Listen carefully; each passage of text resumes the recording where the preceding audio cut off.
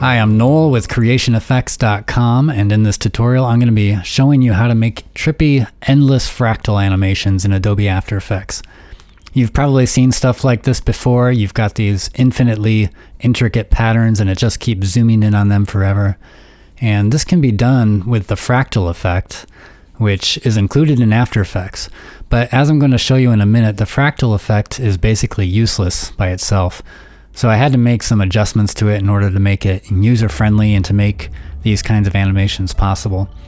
I included the effect in an After Effects template I called Creation Trippy Effects, and you will need the template in order to make these animations yourself. But the good news is these endless fractals are just one of 100 different trippy effects included in the template. It's got all kinds of psychedelic and mesmerizing animations and effects for your footage. And all of the effects can be customized. So I'll put a link in the description so you can go check that out. But let's get started with how to make these endless fractals using the template. So let's take a look at the fractal effect and we'll see why it's so useless as it is. I'm going to create a new composition and we'll make it HD, and I'll add a new solid layer, and I'll add the fractal effect, which you can find in the generate section. So I've been trying to figure this effect out for years, because when you first apply it, you've got this kind of cool pattern, but it's not obvious what you're supposed to do with it. You can get some different patterns, and you can play with these controls, and a lot of them don't even seem to do anything. So it's really confusing, and I know I'm not the only one. I searched for a long time on the internet, and I just couldn't find anyone that had found any practical application for this effect at all, because no one can figure it out, I think. But this latest time that I played with it, I spent enough time with it, and I discovered that it's really an amazing effect. It just has terrible controls. It's not intuitive, and you really can't do much with it with the controls as they are. First of all, this is set to Mandelbrot by default, which doesn't change. The pattern will always look like this.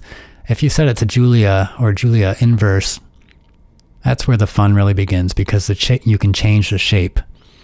So you can move it around like this, and you can change the shape.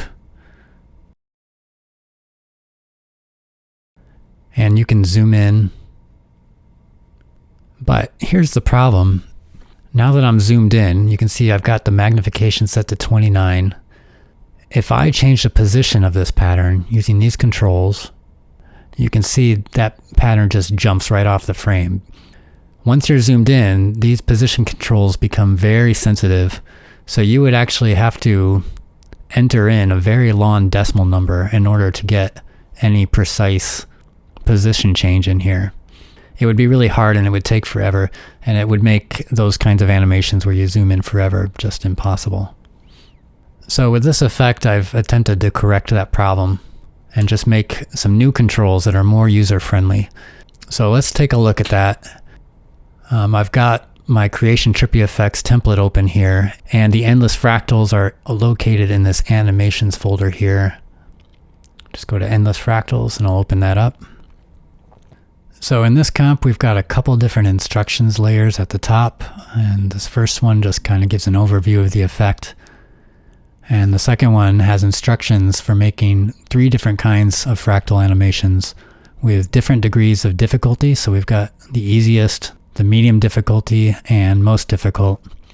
And you can see examples of each of these here on these 3 layers. If I select a layer and hit the U key, that'll reveal the keyframes that I added to make this animation.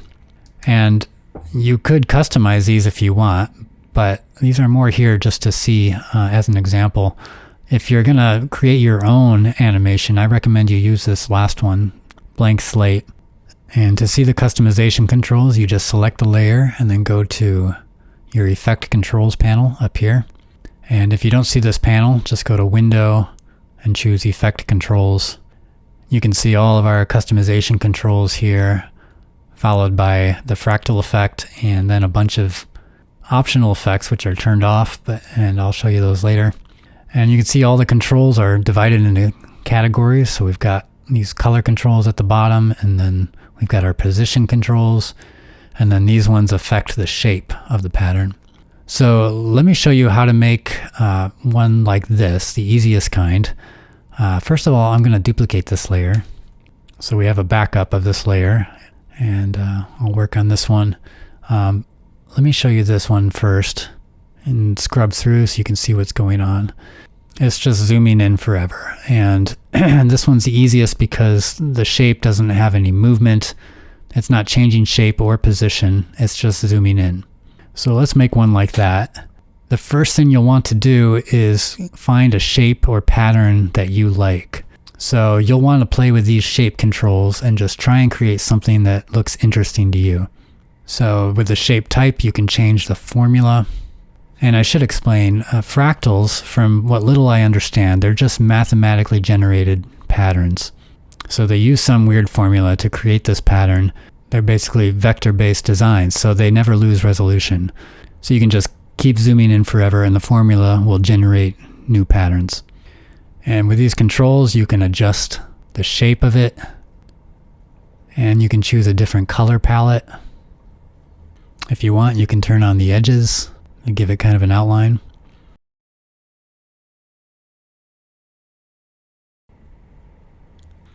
All right, I can work with this. So once you choose your shape, you're going to want to choose an area that you want to zoom in on. And then you can put that area right in the middle of the frame using this first position control. So it really doesn't matter. I'm just going to zoom in right here. So I would use this first position control to move that kind of to the center. Now, maybe you saw when I dragged this value, this moved pretty quickly. If I drag the second one, the second position value, it's not moving nearly as quickly. If I drag the third one, you don't even notice any movement. So all of these will change the position, but they're varying degrees of sensitivity. And each one is intended to be used at a specific zoom value. So right up here at the top, we've got our zoom control. And if the zoom is set to 5% or less, we would use this first control because it says zoom maximum 5. If it's set anywhere from 0 to 20%, we would use the second control. If it's set from 10 to 30%, we would use this one, and so on. So now that this is kind of centered, let's zoom in a bit. All right, so I'm zoomed in a little bit at 12%, and now we can define a more precise area to zoom in on. At 12%, I would use this control here. I like zooming in on spirals. And then I'll go a little bit closer, and I'll just keep going in on that spiral. I'm at 26%, so I'll use this one here.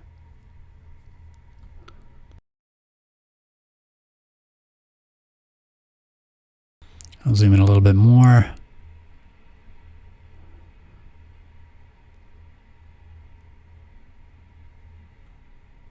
And then we'll just keep doing that. I keep zooming in little by little and then reposition it.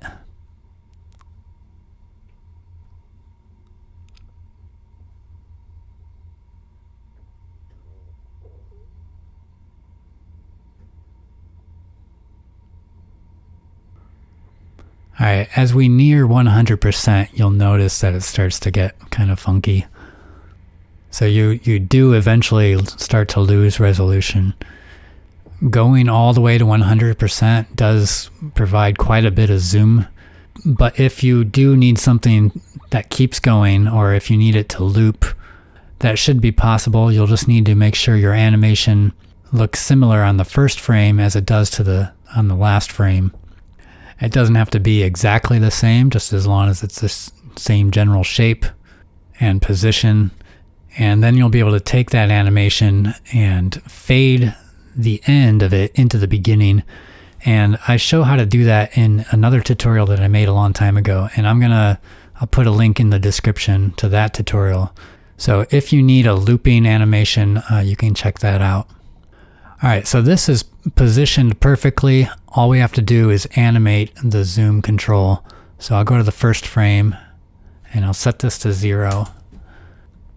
And I'll add a keyframe, and let's say we want this to go on for 10 seconds. And I'll set this to, we'll do 90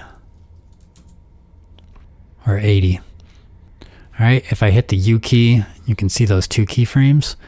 These are linear keyframes, the little diamond ones. That means that the pace is constant throughout the whole animation. If you want it to ease into the zoom and then ease out so that it slows down at the end, you can convert these keyframes to easy ease keyframes. Just select them and you can right click, choose keyframe assistant, and then choose easy ease. And since my animation ends right here, I'm going to set the out point. You can do that with a shortcut, that's the N key. And let's do a quick preview.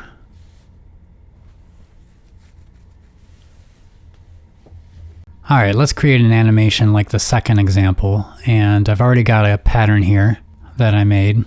So for this one, we need to animate our zoom control first. So I'll go ahead and add a keyframe for that at frame 0.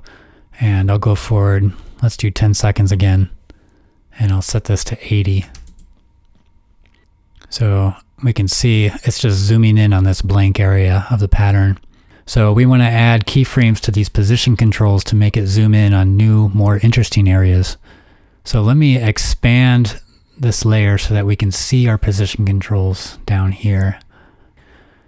All right, so we can just add a keyframe here for the first one.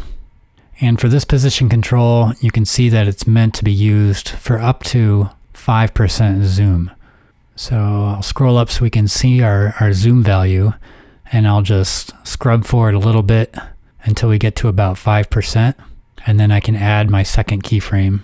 And you don't have to add it that way, you can just change the value to wherever you want and it'll automatically add that keyframe. So you see how fast it's moving when I drag this value? So here's a tip. If you hold down the Command or Control key on your keyboard and then drag the value, it'll reduce the amount that it changes as you drag it. And the opposite of that, if your value is changing too slowly, you can hold down the Shift key and then drag, and that'll increase the amount that the value changes. Anyway, we've got our 2 keyframes. Let's do the next position control. This one I'll start on frame 0 too. And this goes from 0 to 20. So let me make it so we can see our zoom, and I'll go forward until the zoom is at 20%.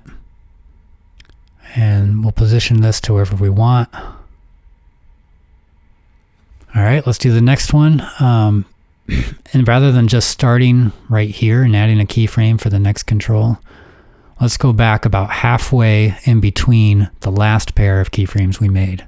So right around here. And we're going to go to about 30% zoom. And we'll change the position. And I haven't really moved it much, so let's do that with the next one. And the reason I went back to here is because we want each pair of keyframes to overlap each other. That's going to make the movement much more smoother in the end. So for the next control, we'll go halfway between these 2 keyframes. Let's add a keyframe there. We'll go forward to 40%.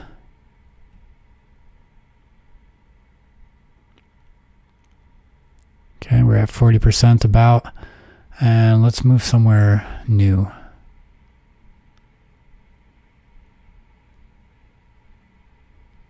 Maybe right there.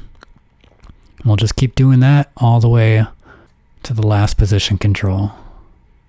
I can kind of guess where the next keyframe is going to be. They're all about 2 seconds apart from each other.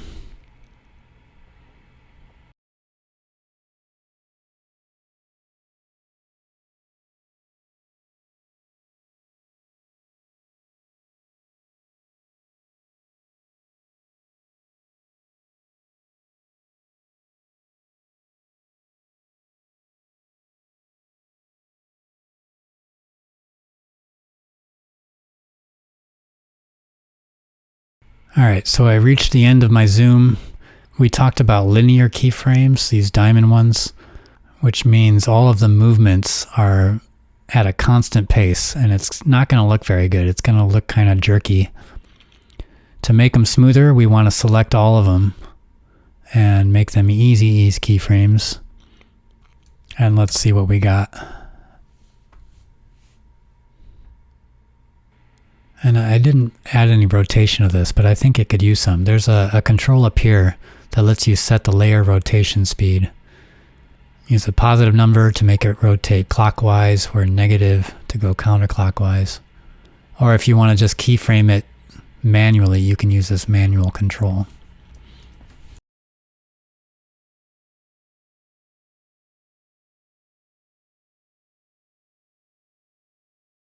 Okay, let's take a look at this third example. It's similar to the one before, but it's a little more difficult because you can see the pattern is changing shape as we're zooming in. The reason that's so hard is because when it changes shape, all the different elements are moving around. So that makes it really hard to zoom in on them. And for that reason, you really shouldn't have the shape change once you pass a certain zoom value. Because if you're zoomed way in and the pattern is moving, it's just going to be too hard to keep an area in the frame. So there's probably lots of different ways of doing this, but here's what I would do.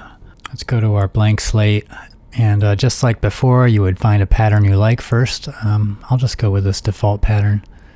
And then I would add my shape change keyframes first. So that's these two controls.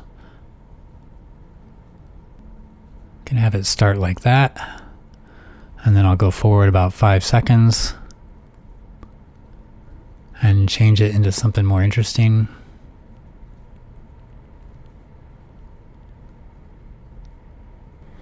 And let's look at those keyframes.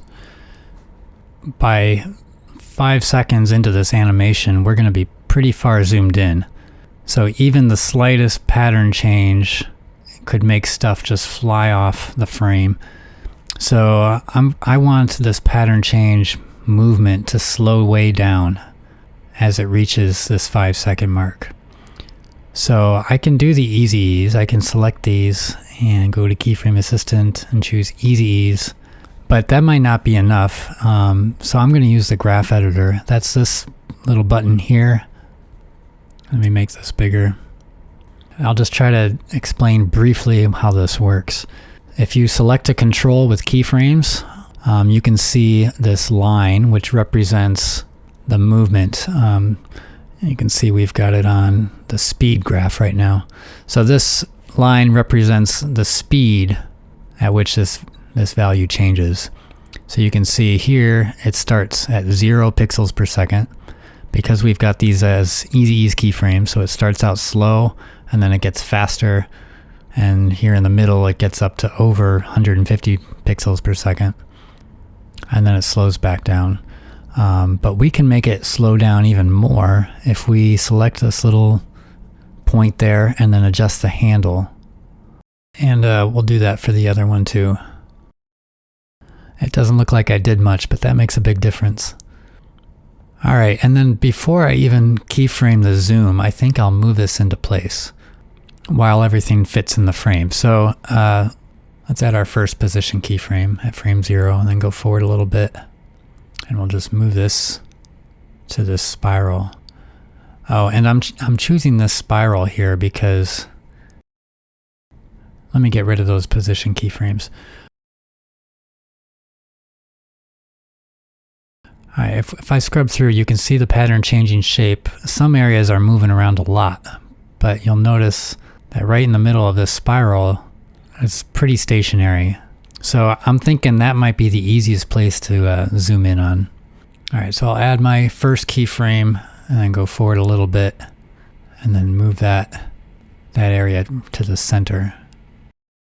And I'll make these easy ease as well. And I'll slow down that last keyframe in the graph editor. And now we can try adding some zoom keyframes. So the zoom should last much longer than these shape change keyframes.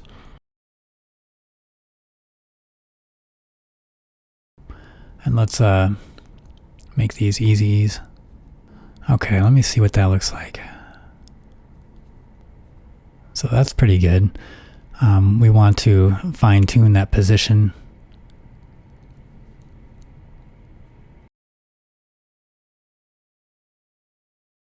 So once you've passed your shape change keyframes, it's just like before. You can zoom in on certain areas if you want, but you'll notice now that we're zoomed in, if I try adjusting these keyframes even a tiny bit, it just messes it all up.